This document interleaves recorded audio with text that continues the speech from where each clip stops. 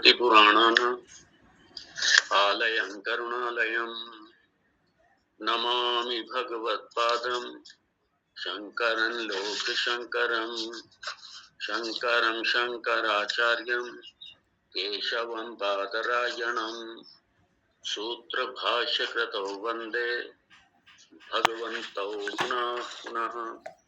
ईश्वरो गुरुरात्मेति मूर्तिभेदविभागिने व्योमवद्व्याप्तदेहाय दक्षिणामूर्तये नमः। ॐ सहना भवतु सहनौ भुनक्तु सह वीर्यं कर्वावहै तेजस्विनावधीतमस्तु मा विद्विषावहै। ॐ शान्ति शान्ति शान्तिः। ॐ आप्यायन्तु ममाङ्गानि वाक्प्राणश्चक्षुश्रोत्रमथो बलमिन्द्रियाणि च सर्वाणि सर्वं ब्रह्मोपनिषदम् माहं ब्रह्म निराकुर्याम् मा ब्रह्म निराकरोत् अनिराकरणमस्तु निराकरणं मे अस्तु तदात्मनि निरते य उपनिषत्सु धर्मास्ते मयि सन्तु ॐ शान्ति शान्ति शान्तिः।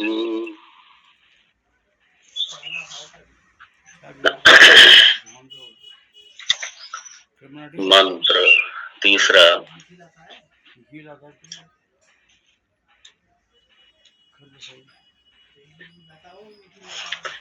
तीसरा मंत्र। न तत्र चक्षुर्गच्छति न वाक् गच्छति नो मनो न विद्मो न विजानीमः यथा एतत् अनुशिष्यात् अन्यदेव तद्विदितात् अथो अविदितात् अधि इति शुश्रुमा पूर्वेषां येन तद्व्याचचक्षिरे।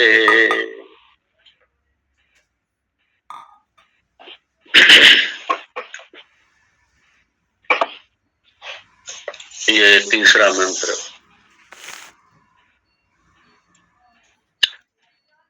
जिसमें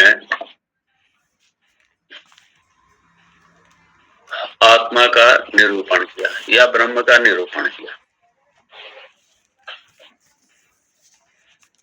और पहले तो ये स्पष्ट कर दिया था न तत्र चक्षुर्गच्छति न वाक् गच्छति नो मनः। ये बड़ा स्पष्ट कर दिया था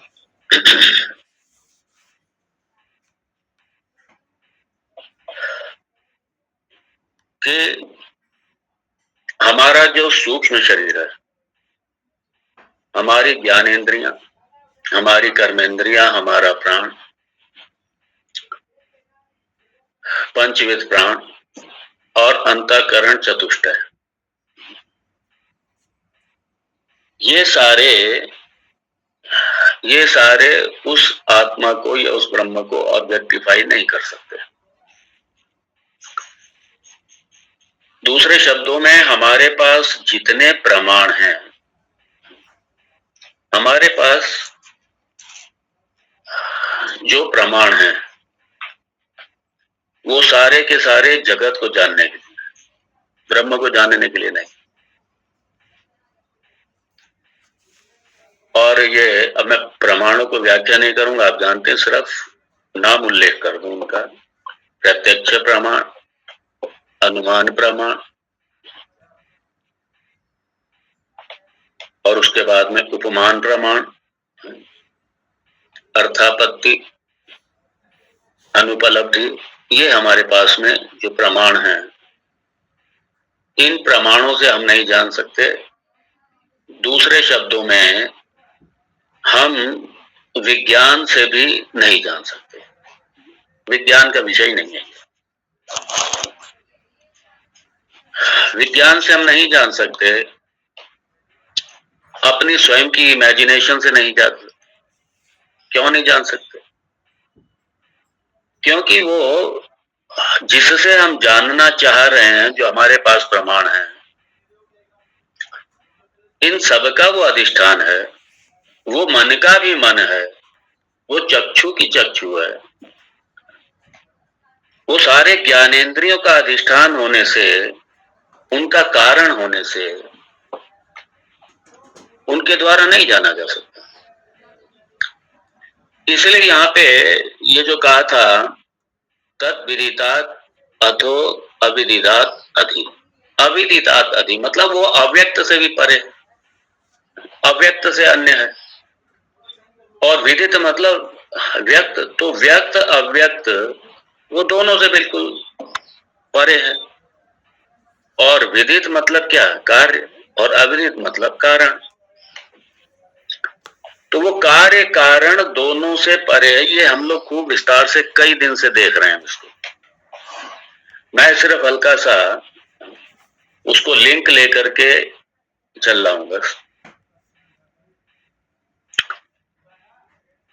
अब वो विदित भी नहीं है, अविदित भी नहीं है। देखिए ये तरीका है, अगर इसका ट्रांसलेशन पढ़ोगे तो क्या समझ में आएगा। वो अविदित भी नहीं है, विदित भी नहीं है,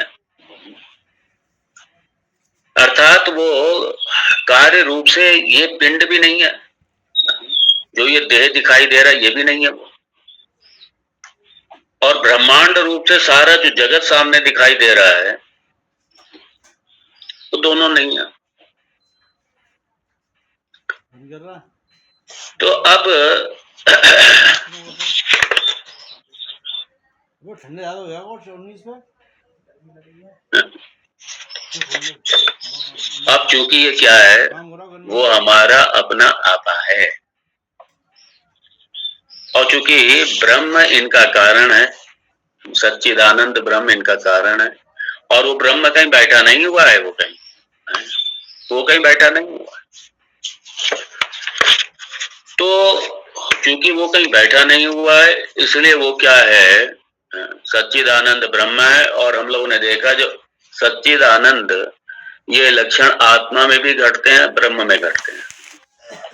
तो एक ही इसकी संभावना है कि वो मेरा अपना आपा ही है, अर्थात मैं ही हूं। और वो तद ब्रह्मा जो सच्चिदानंद तद ब्रह्म है, वही अहम अस्मि, वही मैं हूं। इसके अलावा ब्रह्म का देखिए, ब्रह्म का जब भी बोध होगा, और ये नहीं, ये जो असल में मैं कई बार कह चुका हूं, ये जो कि ब्रह्म का एक्सपीरियंस करो, अरे ब्रह्म एक्सपीरियंस का विषय नहीं है, ब्रह्म तो एक्सपीरियंसर का स्वरूप है। ब्रह्म तो एक्सपीरियंसर स्वयं है। एक्सपीरियंसर कहां से एक्सपीरियंस करेगा ब्रह्म का? इसलिए वो बैठ करके हम मेडिटेशन में अनुभव किया, उन्होंने क्या अनुभव किया मेडिटेशन में? वो मेडिटेशन आप मन से कर रहे हैं, मन उसका माध्यम है, और वो मन का भी मन है, मन से कहां से जानेंगे उसको? मेडिटेशन कोई, इसलिए मेडिटेशन प्रमाण नहीं है उसको जानने का। जब कह दिया कि मन न गच्छति, मन की पहुंच नहीं है, मन वहां तक नहीं जाता है,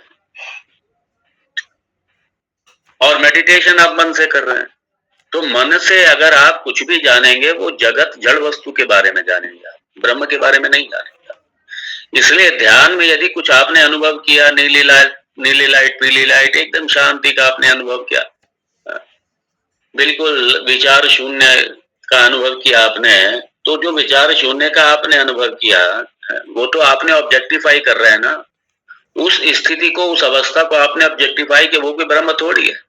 ब्रह्म तो जो उसका अनुभव करने वाला है वो ब्रह्म है। तो जो अनुभव करने वाला है उसको कैसे अनुभव करोगे आप?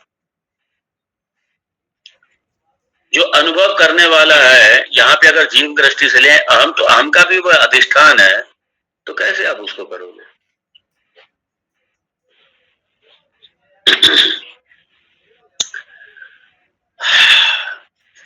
तो इसलिए ब्रह्म जो है, ध्यान देना, ब्रह्म जो ना तो यह में मिलेगा ना वो में मिलेगा, दोनों में नहीं मिलेगा।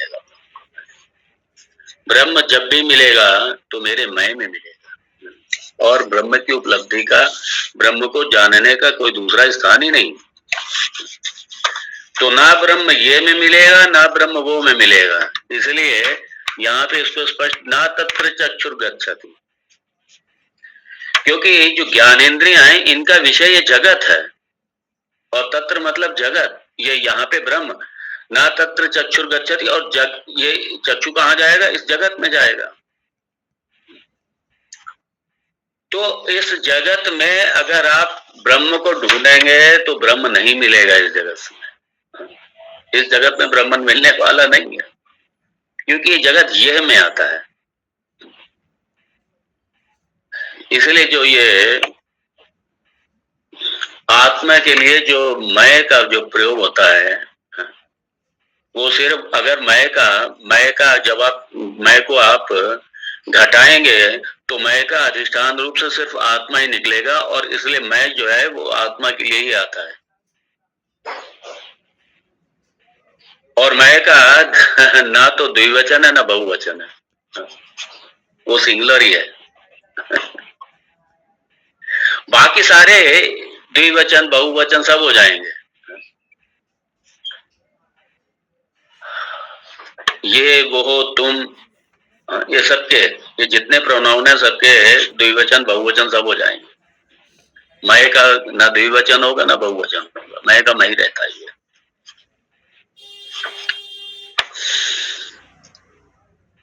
तो इसीलिए कहा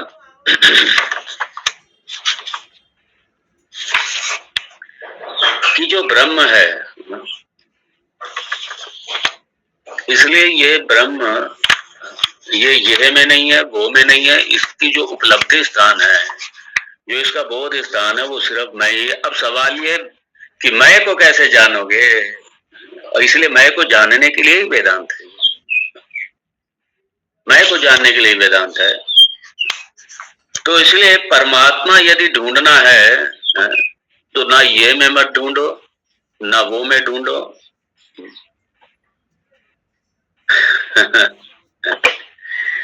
अर्थात ये अगर जगत के दो विभाग करो, इदम और अहम, ये और मैं, तो बड़े मजे की बात है जब हम ये कहते हैं ना, ये असंख्य, ये और वो दोनों असंख्य। ये मतलब जगत, जगत के विषय असंख्य हैं, जगत की वस्तुएं असंख्य हैं। सारी जगत के असंख्य वस्तुएं, असंख्य विषय,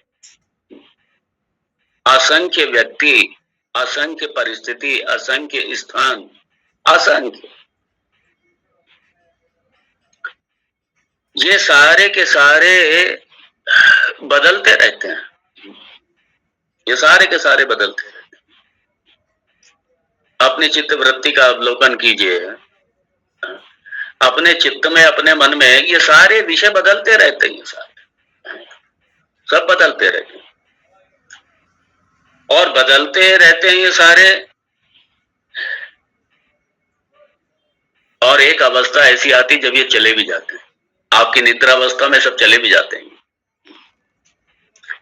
तो ये सारे बदलने वाले हैं, ये सारे अविनाशी, सारे विनाशी हैं, बदलने वाले हैं, अनित्य हैं। ये पूरा अनित्य है। और इसमें जो एक मैं रहता, और ये जो है ये मैं पर, मैं मतलब आत्म तत्व पर, ब्रह्म तत्व पर अवलंबित है।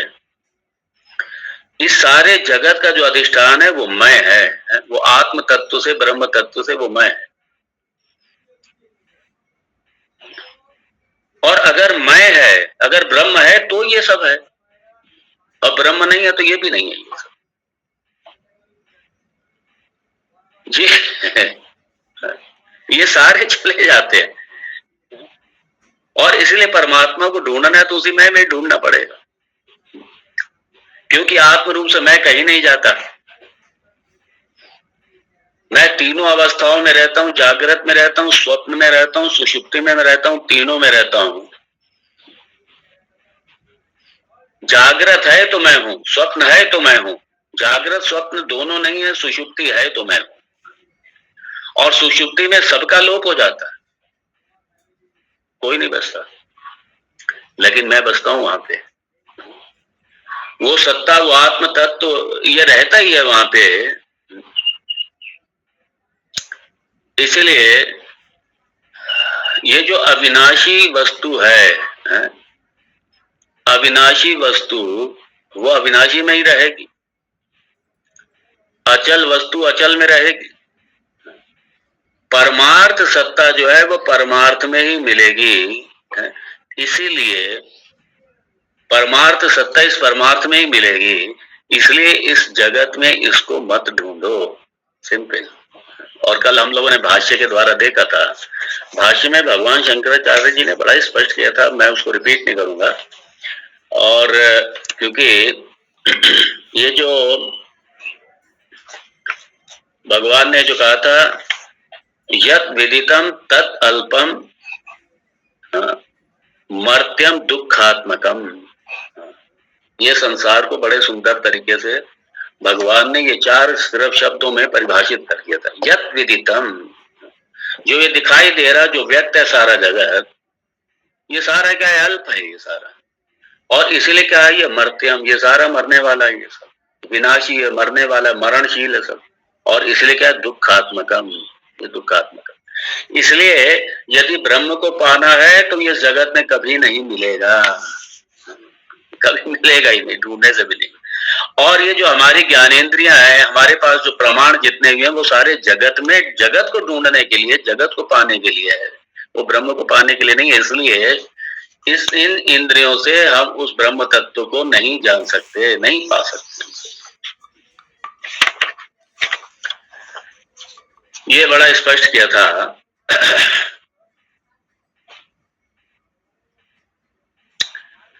तो इसलिए कहा था कि अरे अगर आप आंख से ढूंढने जाओगे तो नहीं मिलेगा, क्या मिलेगा? रूप मिलेगा खाली।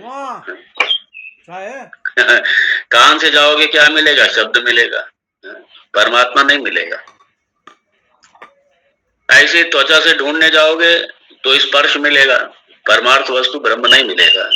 जिह्वा से ढूंढने जाओगे तो रस मिलेगा, परमात्मा नहीं मिलेगा। और इन पांचों से भी अगर ढूंढने जाओगे तो इन पांचों की जातियां मिलेंगी, बस ये पांच ही मिलेगी, पांचों की जाति, यही पूरा जगत मिलेगा और कुछ नहीं मिलेगा।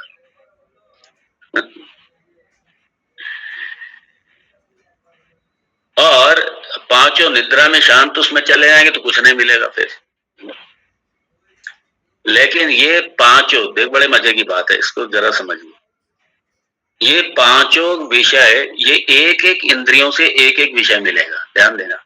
जो कान से मिलेगा वो आंख से नहीं मिलेगा, जो आंख से मिलेगा वो कान से नहीं मिलेगा। अर्थात एक इंद्रिय से जो वस्तु मिलेगी, बाकी की चार इंद्रियों से वो वस्तु आपको नहीं मिलेगी, नहीं पता लगेगा। तो हर इंद्रिय अपने अपने विषय में जाती है सर। लेकिन मन ऐसा है, मन से जो पांचों इंद्रियों को विषय है, पांचों इंद्रियों के विषय का मन को बोध होता है। मन से आप पांचों विषयों को जानेंगे आप।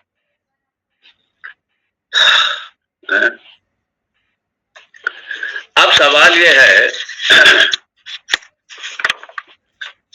मन के और ऊपर जाएंगे तो पता चला बुद्धि है, बुद्धि मन से सूक्ष्म। अब बुद्धि के भी आगे जाएंगे, अब बुद्धि के भी आगे जाएंगे तो क्या मिलेगा? तो लास्ट में पता चला जो बुद्धि से भी सूक्ष्म है, जो अंतःकरण का भी जो अधिष्ठान है, वो आत्म तत्व। तो इसलिए उस आत्म तत्व को लखाने के लिए ही ये श्रुति भगवती है, वेदांत जो है उस आत्म तत्व को ही लखाने के लिए। और ये जो यहाँ पे जो विधि बताई, जो तरीका बताया, अविदितात् अथो अविदितात् अधि, तद विदितात् अथो अविदितात् अधि, ये उसकी विधि बताई थी। और ये हम लोगों ने देखा, हम लोग कई दिन से देख रहे हैं इसको। मैं सिर्फ उसको हल्का सा वो कर रहा हूं और थोड़ा भाष्य के साथ में देखना था।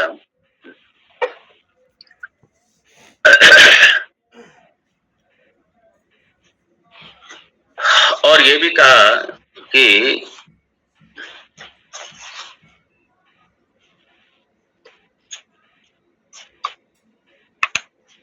अब यहाँ भाष्य में जो भाष्य का आखिरी जो शब्द भाष्य पद भाष्य है उसमें भगवान ने बड़ा स्पष्ट किया था, भगवान शंकराचार्य ने,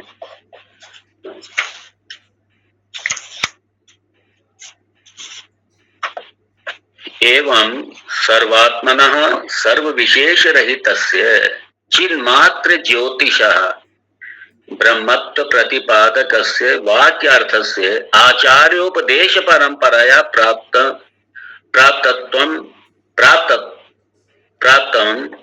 तम आह इति शुश्रुम इत्यादि।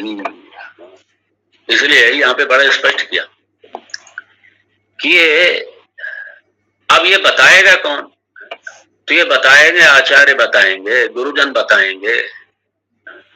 कौन से गुरुजन? स्वयंभू गुरुजन नहीं भाई, जिन्होंने इस विद्या को गुरु परंपरा से सीखा हो। और पहले तो ये बताया कि जो सर्वात्मा है ये क्या है? सर्व विशेष रहित,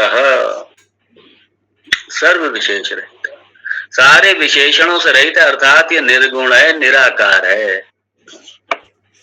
आत्म तत्व। अब देखिए, अपने बड़ा व्यवहारिक है, अपने मैं को समझने के लिए किसी प्रमाण की आवश्यकता नहीं, जानने के लिए। सबको जानने के लिए प्रमाण की आवश्यकता है, सब प्रमाण से ही सिद्ध है। सारे वस्तु सिद्धि जो है वो प्रमाण से है। अब आप जो हैं, मान लीजिए आपसे पूछा जाए कि आप हैं, आप तो छूटते कहेंगे ये भी कोई पूछने की बात है, ये प्रश्न ही गलत है। अरे मैं हूं भाई, क्या प्रमाण है? आपको किसी अपने होने के लिए किसी प्रमाण की आवश्यकता नहीं है, आप स्वतः सिद्ध हैं, आप स्वतः सिद्ध हैं, आपको किस प्रमाण की आवश्यकता है? बाकी सारे जगत को प्रमाण की आवश्यकता है, आपके लिए, आपको अपने लिए, अपने होने पाने के लिए किसी प्रमाण की आवश्यकता नहीं है, आप स्वतः सिद्ध हैं। और कैसे हैं आप? ये लिखा सर्व, पहले तो लिखा सर्व विशेष रहित है, सारे विशेषणों से रहित है, मतलब सारे गुणों से रहित है, सारे विकारों से रहित है, निर्विकार है, वो निर्विकार है, निर्गुण है वो। और चिन्ह मात्र ज्योतिष, चिन्ह मात्र ज्योतिष, चिन्ह मात्र मतलब ज्ञान स्वरूप, स्वयं प्रकाशित है, ज्ञान स्वरूप है, मतलब चेतन है वो, जड़ नहीं है, जड़ नहीं है, वो चेतन है। इसलिए चेतनता का बोध वो सिर्फ अपने आत्म स्वरूप में, अपने मैं में ही होगा। जो मैं का अधिष्ठान है वहीं पे चेतन का बोध होगा। इसलिए ब्रह्म की जब भी उपलब्धि होगी, ब्रह्म का जब भी आपको पता चलेगा, आपको बोध होगा, अपने मैं में ही होगा। बाकी ब्रह्म की प्राप्ति का दूसरा कोई स्थान ही नहीं है, बाकी उसकी प्राप्ति का कोई स्थान नहीं। इसलिए बोध जब भी होगा मैं में ही होगा, क्योंकि मैं का अधिष्ठान है वो। और इसलिए भगवान ने सर्वस्य चाहमृति सन्निविष्ट मत्त स्मृति ज्ञानम अपोहनं च सर्व वेदै सर्वैः वेदांत वेद्यम विदेव चाहम। ये जो श्लोक है 15वें अध्याय का ही है, जहाँ पे भगवान ने पुरुषोत्तम तत्व का निरूपण किया। उसमें भगवान ने बड़ा स्पष्ट किया है।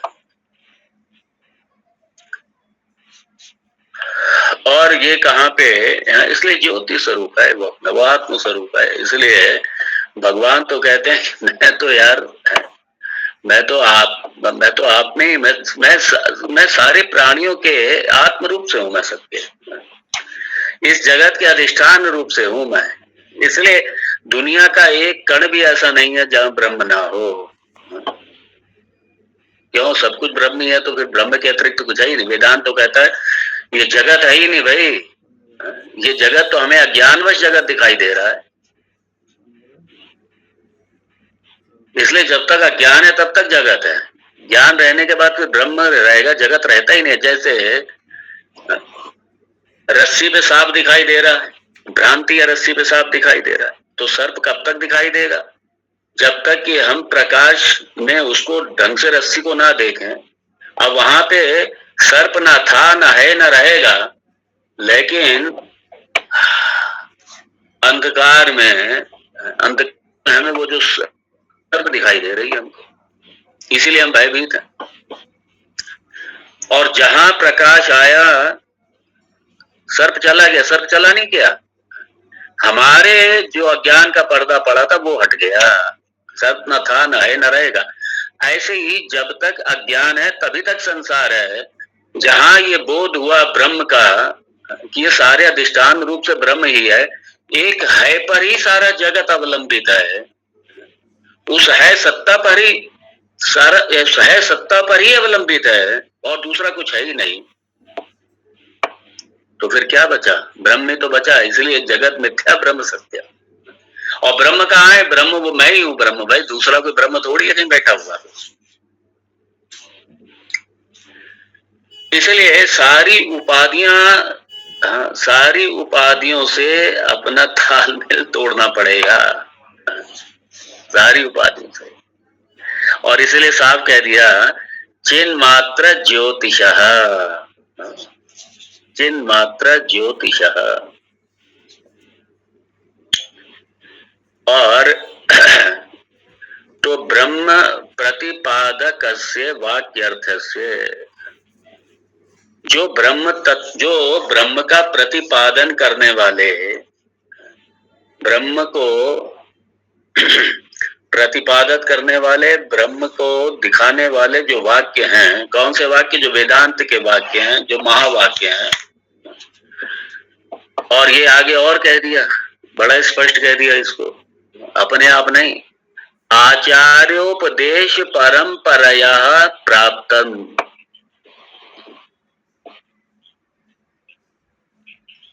आचार्य उपदेश परंपरया, इसलिए यहाँ पे जो है ना, इति शुश्रूमा पूर्वेशाम, ये शुश्रूमा पूर्वेशाम मतलब आचार्य परंपरया, उपदेश परंपरा, जो आचार्य ने उपदेश। और आचार्य भी कैसे होने चाहिए?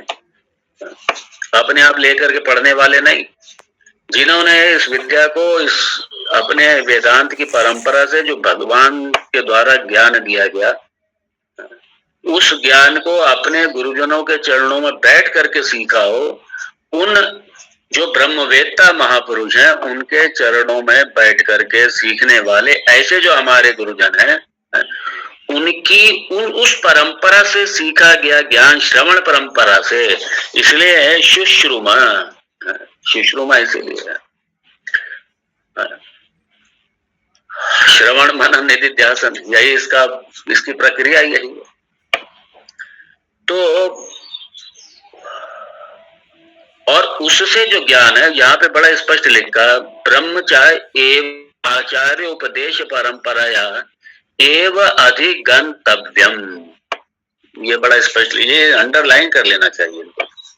भगवान भाष्यकार कह रहे हैं, जो ज्ञान आचार्य परंपरा, कौन से आचार्य? ये भी बड़ा लिख दिया, ब्रह्म विद्या के जो आचार्य हैं, अर्थात ब्रह्मवेत्ता जो है, ब्रह्माचार्य हैं, उनके उपदेश रूपी परंपरा के द्वारा ही, एव मतलब सिर्फ उसी से ही, अधिगंतव्यम, उसी से ही ज्ञातव्य, उसी से ही ये जाना जाएगा। ना तर्कता, तर्कता मतलब यहाँ पे वेदांत में, वेदांत से ज्यादा तो कहीं तर्क ही नहीं दिए हुए हैं। वेदांत तो हर चीज को लॉजिकली समझाता है। तो जब ये तर्कता, जब ये कहा है, बड़े ध्यान से इसको स्पष्ट कीजिए, अपने स्वयं एनालिसिस के द्वारा नहीं, क्योंकि आदमी मन में सोचने बैठ जाता है, ये इसका अधिष्ठान क्या, उसका कारण क्या, उसका कारण क्या। तो अपने शुष्क तर्कों द्वारा नहीं, बल्कि जो श्रुति सम्मत तर्क हैं उनके द्वारा, श्रुति के द्वारा। देखिए, स्पष्ट कर लीजिए, जितना वेदांत लॉजिकल है, दुनिया का कोई भी शास्त्र नहीं। जितने वेदांत में एनालिसिस है, बाल की खाल निकालने वाला जो वेदांत है, वो दुनिया का कोई शास्त्र नहीं है, कोई दर्शन ही नहीं है। इसलिए जब ये कहा तर्कता, मतलब ये अपनी जो सेल्फ, हमारी जो हम सेल्फ एनालिसिस करने, चिंतन करने बैठ जाएंगे, उसके द्वारा नहीं। इसलिए बाद में लिखा प्रवचन मेधा बहुश्रुत तप यज्ञादिभ्यश्च। आदमी लेके बैठ जाते हैं ना वो पारायण करने को अपना, या तप, हम तप करेंगे, जान लेंगे ब्रह्म को। करो तप, एक टांग पे खड़े हो, 20 साल तक खड़े रहो एक टांग पे, करो जाके वन में। ये सारी जो ये तपस्याएं हैं, ये तपस्याएं आपके लिए सहायक साधन हो सकती हैं और हैं सहायक साधन। मुख्य साधन है, इनके द्वारा ब्रह्म को नहीं जान सकते। हाँ, सगुण साकार के दर्शन करने हैं तो आपको वेदांत की आवश्यकता नहीं है, आप अपना जाइए कहीं, भगवान के लिए रोइए।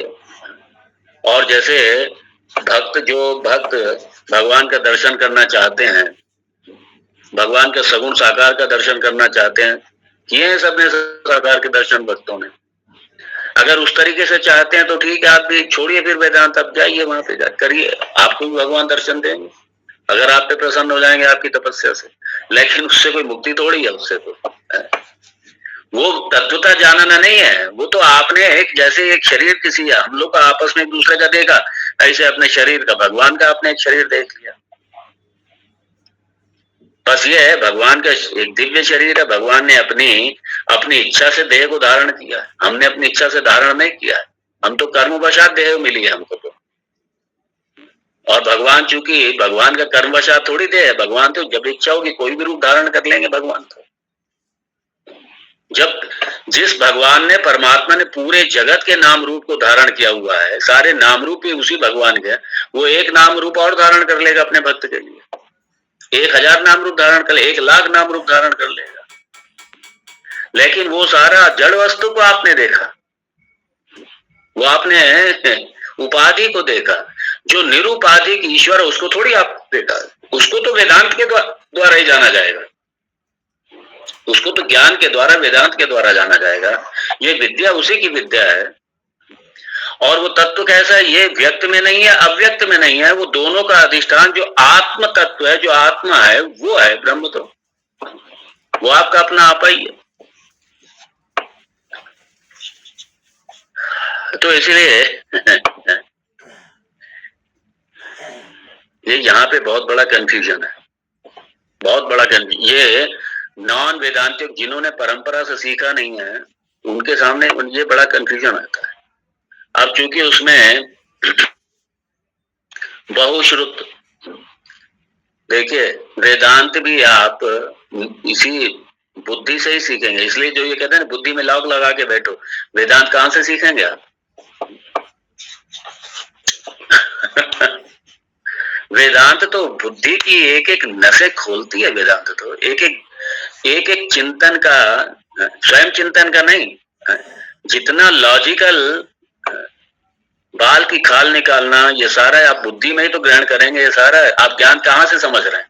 समझ तो अपनी बुद्धि में ही रहे हैं। और बुद्धि में ही जो अज्ञान है, उस अज्ञान की निवृत्ति, उसी बुद्धि में अज्ञान की निवृत्ति होगी।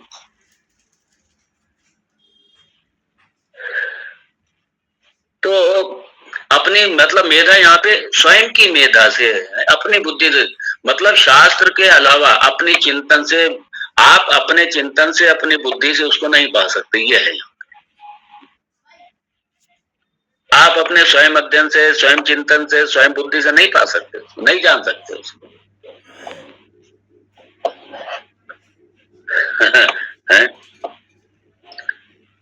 और भगवान शंकराचार्य कह रहे हैं, वयम पूर्वेशाम आचार्याणाम वचनम श्रुतवन्तः शुश्रुमा श्रुतवन्तः। हमने ऐसा, भगवान शंकराचार्य कह रहे हैं, हमने ऐसा अपने पूर्व के आचार्यों से सुना है। अब भगवान शंकराचार्य जैसा है, जो चलता फिरता वेद है, जो चलता फिरता शास्त्र है, वो भी अपने गुरु के चरणों में जाकर के ज्ञान सीखा उन्होंने।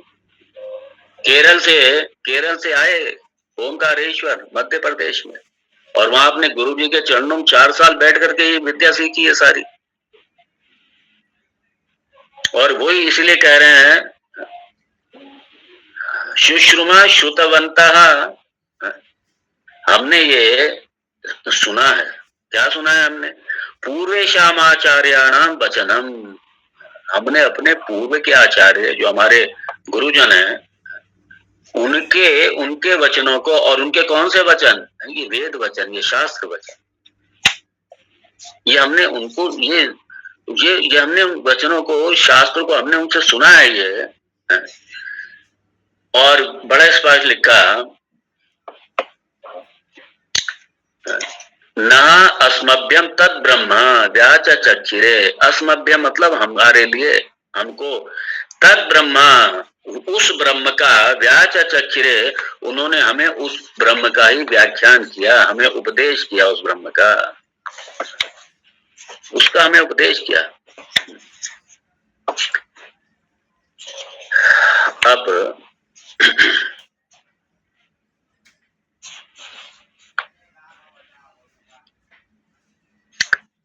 और यहाँ जो वाक्य भाष्य में बड़ा स्पष्ट कह रहे हैं,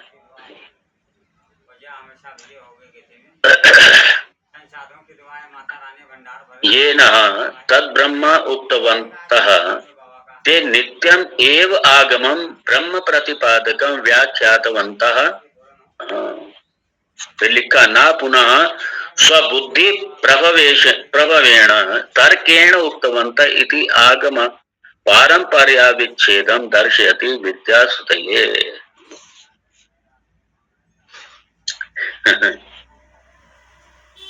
तो उन्होंने क्या किया? तो उन्होंने जो ब्रह्म का प्रतिपादन करने वाले, ना भगवान शंकराचार्य स्पष्ट लिखा, नित्यम एव आगमम, वो जो आगम है, आगम मतलब वेद, आगम मतलब शास्त्र, वेदांत, वो जो नित्यम एव, वही उसका प्रमाण है। और वो क्या है? ब्रह्म प्रतिपादकम, ब्रह्म का प्रतिपादन करने वाला जो वेद शास्त्र है, वेदांत है। व्याख्यातवन्तः, उन्होंने हमको इसका उपदेश किया। और स्वबुद्धि प्रभवेण तर्केण न उक्तवन्तः, उन्होंने यहाँ पे वो जो उन्होंने दिया है, वो उन्होंने अपने स्वयं की बुद्धि से प्रकट हुए या अपने स्वयं के एनालिसिस से, तर्क के द्वारा ये नहीं बताया। ये व्याख्या उन्होंने अपने स्वयं की बुद्धि से या तर्क से व्याख्या नहीं की, नहीं बताया उन्होंने। बल्कि उन्होंने क्या किया? उन्होंने जो गुरु शिष्य परंपरा चली आ रही है ज्ञान की, उस परंपरा से हमको ये दिया। ये क्या कह रहा है? इसलिए कहा इति शुश्रुम, ये मंत्र देखिए तीसरा, इति शुश्रुम पूर्वेशाम ये नस्तत् व्याचचक्षिरे, बड़े स्पष्ट कर दिया है। ये श्रवण का विषय है। भगवान ने भी तो गीता में यही कहा है ना, तद विद्धि प्रणिपातेन परिप्रश्नेन सेवया उपादेक्ष्यन्ति ते ज्ञानम। ये नहीं है कि सर पे हाथ रख दिया और ज्ञान हो गया, जाके जाओ। भगवान कृष्ण सबको हाथ रख देते, सर पे सभी ज्ञान हो जाता सबको। सब ज्ञानी हो जाते, युद्ध खत्म हो जाता, अपने अपने जाते, बैठ के अपनी तपस्या करते, अपना जो भी करते।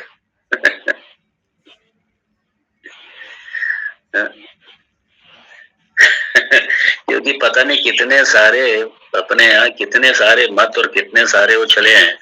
और ये स्वयंभू गुरुओं की तो बाढ़ आई हुई है इस समय। खुद किसी को गुरु नहीं बनाया, लेकिन चेले बनाना शुरू कर दिया सबने। उनसे पूछो तुम्हारे गुरु कौन है, तो उसका पता नहीं है। और चेलों की फौज है उनके पास।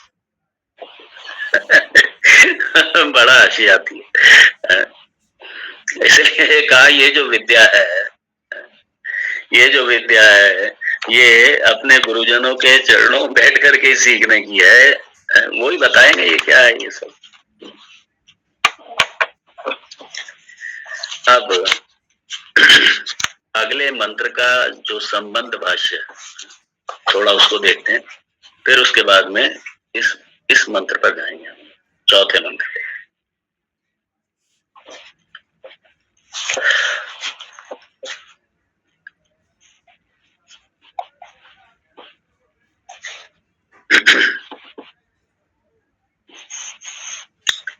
अब ये कहा, अन्य देव तद्विदितात् अधो अविदितात् अधि इति अनेन वाक्येन आत्मा ब्रह्मेति। ये जो कहा अन्य देव तद विदितात् अथो अविदितात् अधि, कि वो जो व्यक्त अव्यक्त दोनों से जो परे, दोनों का जो अधिष्ठान है, इस वाक्य से ये स्पष्ट हो गया कि आत्मा ब्रह्म, आत्मा ब्रह्म, ये स्पष्ट हो गया। अब ये ठीक है, श्रुति ने प्रतिपादन कर दिया।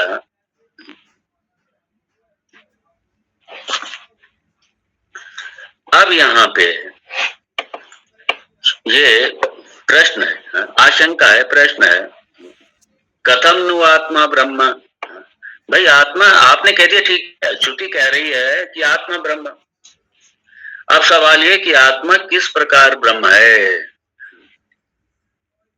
देखो कल जो जीव को लेकर के आया था, अब यहाँ पे ये शंका, ये पूर्व पक्षी है, और ये जो पूर्व पक्षी ने शंका की है, वो जीव और शुद्ध आत्मा, विशुद्ध आत्मा और ये जीवात्मा, इसमें वो भेद नहीं कर पाया अभी। क्योंकि अब वो ये कह रहा है कि भाई वो ब्रह्म कैसे है, क्योंकि वेद पूर्व में कर्म कांड में कितने सारे अनुष्ठान, कितने सारे देवों के अनुष्ठान बताए गए हैं। क्योंकि अब वो ये कह रहा है कि देखिए आइए, आत्मा ये नाम अधिकृतः कर्मणि उपासने च। अरे भाई आत्मा तो कर्म और उपासना में जो लगा हुआ है वो तो संसारी है, वो तो संसारी आत्मा। तो आत्मा अधिकृत है कर्म और उपासना के लिए है, और कर्म और उपासना किसके लिए करते हैं? विभिन्न देवताओं की प्राप्ति के लिए, विभिन्न लोकों की प्राप्ति के लिए। तो ऐसे ही शिव प्राप्ति के लिए, शिवलोक प्राप्ति के लिए, ब्रह्मलोक प्राप्ति के लिए, वैकुंठ प्राप्ति के लिए, ये तमाम जो लोक हैं, इनकी प्राप्ति के लिए विभिन्न अनुष्ठान है, कर्म है, उपासनाएं हैं। कितने सारे वैदिक अनुष्ठान है, कितने सारी उपासनाएं हैं। तो जनरली जो जीव जो है वो यही चाहता है, और तो इसीलिए जो जीव है, जो जीवात्मा है, उससे क्या है, भिन्न है। क्या भिन्न है? अरे भाई ईश्वर है, इंद्र है, ये ब्रह्मा जी हैं, ये विष्णु है, शिव है। तो ये सारे के सारे क्या हैं? ये सारे के सारे उस उपासक से, उस जीवात्मा से भिन्न है। और आत्मा सामान्य भाषा में जीवात्मा को ही कहते हैं, आत्मा सामान्य भाषा में उसी को कहते हैं। तो उसके जो उपास्य है वो है विष्णु है, क्योंकि कोई विष्णु को पाना चाहता है, कोई शिव को पाना चाहता है, कोई देवी को पाना चाहता है, कोई कृष्ण को पाना चाहता है। ये सारे तो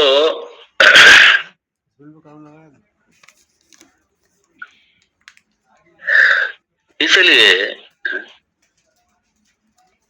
ये अब यहाँ पे उनके लिए कहा, इसलिए कहा तस्मात् अन्य उपासया विष्णु ईश्वर इंद्र प्राण व ब्रह्म भवितुम अर्हति न तु आत्मा, न तु आत्मा। ठीक है।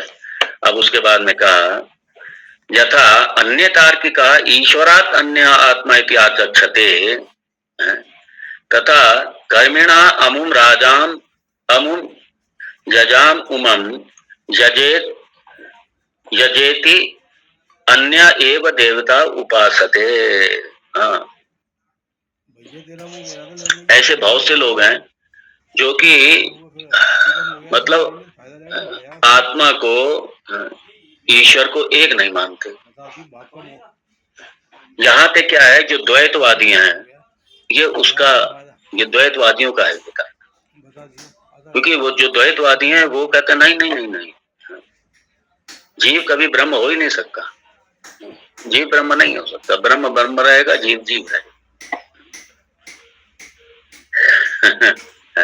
मतलब आत्मा कभी ब्रह्म नहीं हो सकती, आत्मा आत्मा रहेगी, ब्रह्म ब्रह्म रहेगा। अगर इसको अब एनालिसिस करने का टाइम नहीं, ये सबसे बड़ा दोष है। क्योंकि अगर आत्मा को ब्रह्म से अलग कर दिया, अगर स्वयं को ब्रह्म से अलग कर दिया तो ब्रह्म सीमित हो जाएगा, ब्रह्म अनंत नहीं रहेगा, ब्रह्म अखंड नहीं रहेगा, ब्रह्म अनंत नहीं रहेगी, ब्रह्म की अनंतता समाप्त हो जाएगी।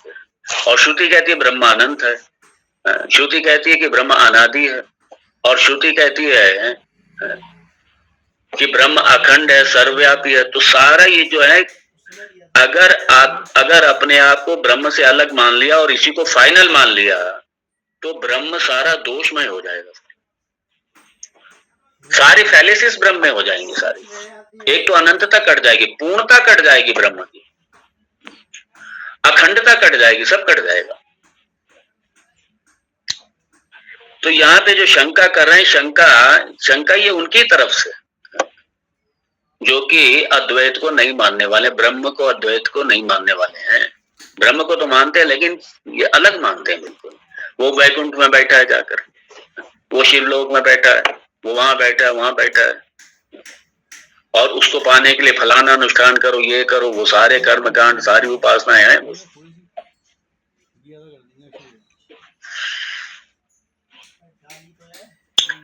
तो अब इसलिए जो चौथा मंत्र है इसमें इसी को काटा गया।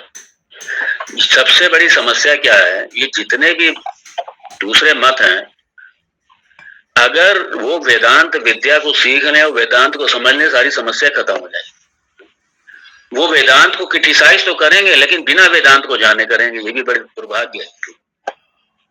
वेदांत को जानते नहीं है, वेदांत को क्रिटिसाइज करेंगे, ज्ञान को क्रिटिसाइज करेंगे, वेदांत को क्रिटिसाइज करेंगे, आलोचना करेंगे। अरे भाई आप जानो ना, और जब वेद प्रमाण है तो आप आधे वेद को प्रमाण क्यों मानते हो? पूर्ण वेद को प्रमाण मानो, वेद तो पूरा ही प्रमाण है। ये तो वेद वाक्य है कि हम ब्रह्मास्मि तत्त्वमसि, ये जितने महावाक्य हैं जो जीवेश्वर ऐक्य का निरूपण करने वाले हैं, जो अद्वैत का निरूपण करने वाले हैं, ये वेद वाक्य तो हैं, ये सारे वेद वाक्य हैं। तो आप वेदांत को क्यों छोड़ दिया फिर आपने? और अगर आप वेदांत को क्रिटिसाइज कर रहे हैं तो आप तो वेद को क्रिटिसाइज कर रहे हैं आप। और वेद को क्रिटिसाइज करने वाला, कड़वा बोल रहा हूं थोड़ा, वेद को ना मानने वाला, वेद को क्रिटिसाइज करने, हाँ आप नहीं मानते एक अलग बात है, लेकिन वेद को क्रिटिसाइज तो मत करो। वेद को क्रिटिसाइज करने वाला कैसे हिंदू हो सकता है, कैसे सनातनी हो सकता है? वेद तो हमारा मूल ग्रंथ है और वेदांत वेद का ही तो भाग है। वेदांत कोई वेद से अलग है क्या? आप अपना वीडियो ऑफ कर लीजिए, जरा वीडियो ऑफ कीजिए। हाँ, तो कैसे? तो इसीलिए ये जो ब्रह्म को ये देवों के रूप में जो मानने वाले हैं, देवों के रूप में जो मानने वाले हैं, ये वेदांत उनको ब्रह्म नहीं कह रहा है, वो ब्रह्म नहीं। तो इसलिए आइए देखें चौथा मंत्र।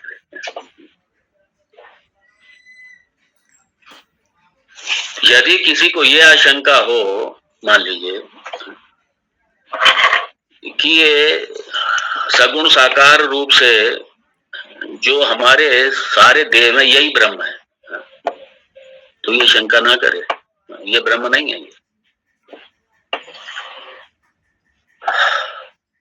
हाँ, ब्रह्म ही उनका अधिष्ठान है, अधिष्ठान रूप से तो ब्रह्म, तत्वता तो ब्रह्म ही है, सबका अधिष्ठान रूप से वो ब्रह्म ही है। और ब्रह्म तो कोई भी रूप ले सकता है, इसलिए सगुण साकार जो है वो ब्रह्म है, लेकिन तत्वता ब्रह्म नहीं है।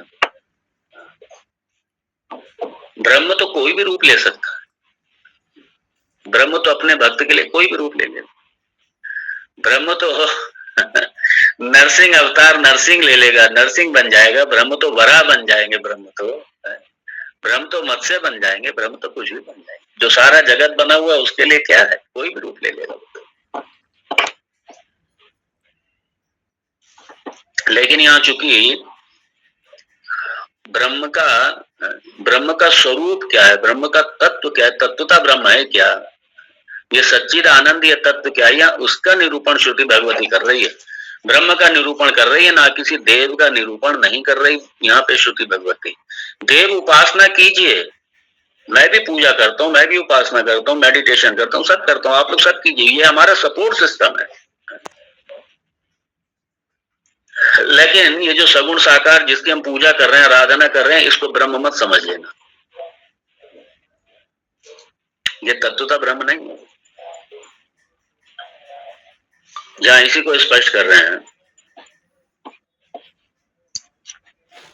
यद वाचानभ्युदितम् येन वाग्यभ्युद्यते तदेव ब्रह्म त्वं विद्धि वेदं यदिदम् उपासते। फिर से निरूपण ब्रह्म का ही हो रहा है, क्योंकि ब्रह्म को ये और वो के रूप में नहीं दे सकते, एक ऑब्जेक्ट के रूप में आप ऑब्जेक्टिफाई ब्रह्म को नहीं कर सकते, क्योंकि ब्रह्म ऑब्जेक्ट है ही नहीं। अरे ब्रह्म कोई ऑब्जेक्ट नहीं है, ब्रह्म तो सब्जेक्ट है। ब्रह्म अपना आप ही है ब्रह्म तो। यहाँ पे फिर से इसका जो निरूपण कर रहे हैं ब्रह्म का, यद वाचा न अभ्युदितम्, यद मतलब उस ब्रह्म को, यद जो ब्रह्म, वो जो ब्रह्म है, यद वाचा उसे वाणी न अभ्युदितम, उसे वाणी प्रकाशित नहीं कर सकती, वाणी के द्वारा उसे नहीं जाना जा सकता। फिर आप ये कहेंगे आप भी तो वाणी के द्वारा ही बोल रहे हो। ये जो वाणी आ रही है, ये वेद की वाणी आ रही है, मेरी अपनी ये कल्पना नहीं आ रही है, शास्त्र के शब्द आप तक पहुंच रहे हैं। इसलिए वाणी, यहाँ पे वाणी सिर्फ एक माध्यम, इसके द्वारा शब्द जा रहे हैं आप तक बस। लेकिन अगर मैं वैसे ही अपनी कपोल कल्पित अपने शब्द इस्तेमाल करूं, प्रयोग करूं, शास्त्र के नहीं, श्रुति के नहीं,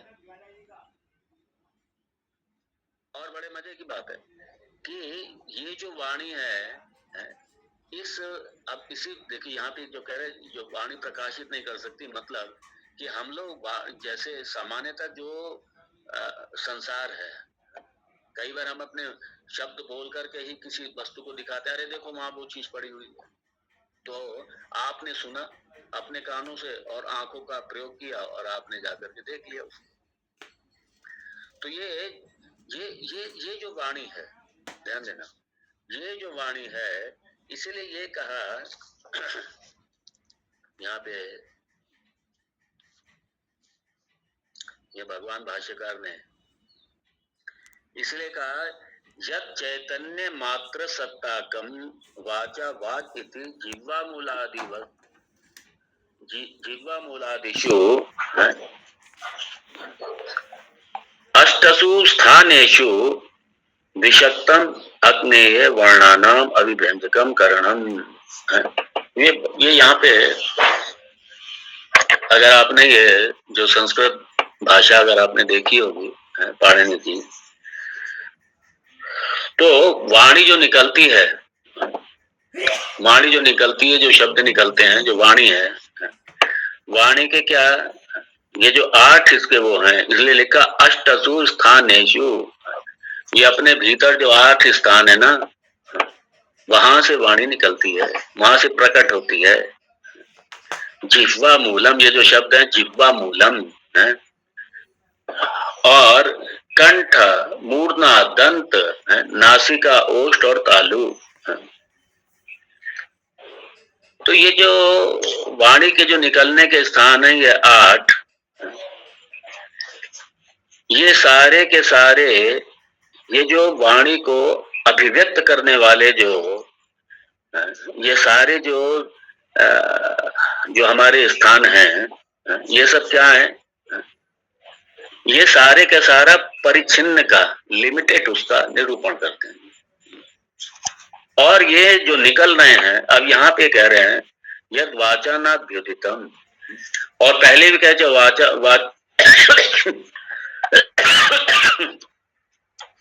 जो दूसरे मंत्र कहा था वाचो अवाचम, ये वाणी की भी वाणी है। मतलब क्या है, ये वाणी का अधिष्ठान है। उसी तत्व की वजह से, उसी आत्म सत्ता की वजह से, उसी ब्रह्म की वजह से ही तो ये वाणी काम कर रही है, उसी की वजह से काम कर रही है। तो जब उसकी वजह से ही काम करे तो वाणी उसको कैसे पकड़ लेगी, क्योंकि वो वाणी की भी वाणी है, वाचा वो वाचम, वो वाणी की वाणी है। इसलिए कहा उस तत्व को वाणी क्या है, उसके द्वारा उसको नहीं प्रकाशित कर सकती। जब ये कहा ना वाणी नहीं प्रकाशित कर सकती ये शब्द वगैरह, तो यहाँ पे ये जो वेदांत के महामंत्र हैं, वेदांत के जो वाक्य हैं, जो गुरुजनों के मुख से आते हैं, है वो वाणी के द्वारा ही, वो वाणी के द्वारा ही आ रहे हैं शब्द। लेकिन मात्र उस शब्द से, उस शब्द वो शब्द क्या है, एक तरीके से एक रथ है, शब्द का रथ है। और वो कौन से शब्द होने चाहिए, वो शब्द होने चाहिए वेदांत वाक्य। वो तो जो वेदांत वाक्य के जो शब्द हैं उसमें एक अर्थ, उसमें ज्ञान जो जा रहा है आपके कर्ण के माध्यम से, वो ज्ञान आपके अज्ञान का पर्दा फाड़ेगा। और यदि अपनी कपोल कल्पित, अपने आप एनालिसिस करके, अपने आप उल्टा सीधा पढ़ के इधर उधर से लाके और कहते हैं हमने समझ लिया, अभी आएगा आगे। जो ये कहता हमने समझ लिया, उसने तो बिल्कुल ही नहीं समझा, अभी आगे यही आएगा। बड़ा सूक्ष्म है ये विषय, और ये उपनिषद तो बहुत ही सूक्ष्म है।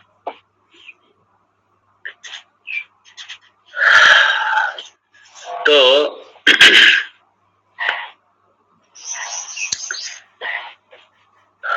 अब इसे कहा कि इस वाणी से क्या है, न अभ्युदितम, उस ब्रह्म को नहीं जाना जा सकता। मतलब उस ब्रह्म को ये वाणी प्रकाशित नहीं करती।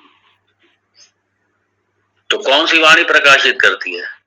वेदांत की वाणी। तो कौन सी वाणी? जो वेदांत की गुरु मुख से वाणी आ रही है, क्योंकि वहां पे उसकी अपनी कल्पना नहीं है, उसकी अपनी इमेजिनेशन नहीं है। वो जो ज्ञान, जो उसने विद्या सीखी है, वो पॉल्यूटेड नहीं है, वो शुद्ध है। वो तो उस शुद्ध ज्ञान के द्वारा जानेंगे, ना कि इस वाणी के द्वारा। अच्छा, एक और बड़े में, ये वाणी के द्वारा नहीं होता, क्योंकि जब इसको तत्व का जब दिखाया जाता है कि ब्रह्म तत्व है क्या, तो यही तो एक तरीका है ना। क्योंकि ये वस्तु के रूप में कहीं बैठा नहीं है ब्रह्म, कि आपने कहीं दिखा दिया, व्यक्ति के रूप में बैठा आपने दिखा दिया, नहीं। क्योंकि व्यक्त से परे, अव्यक्त से परे है, और ये आपका अपना आप ही है, अपने आत्मा ही है। तो इसलिए सारी जो औपाधिक, जितना औपाधिक है, वो सारे का सारा निगेट करके वो जो आत्म तत्व है वहां तक जाकर के, वहां तक गई वाणी, वहां तक आपको दिखा दिया, वहां तक ये ज्ञान जाए।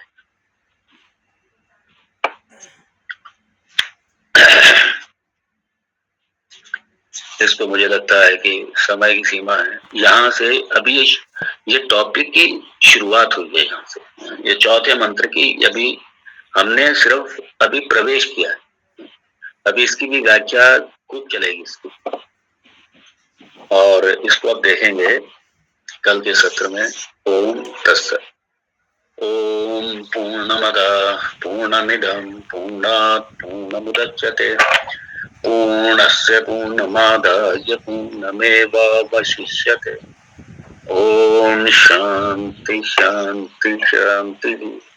शंकरं शंकराचार्यं केशवं बादरायणं सूत्र भाष्य कृतौ वंदे भगवन्तौ पुनः पुनः।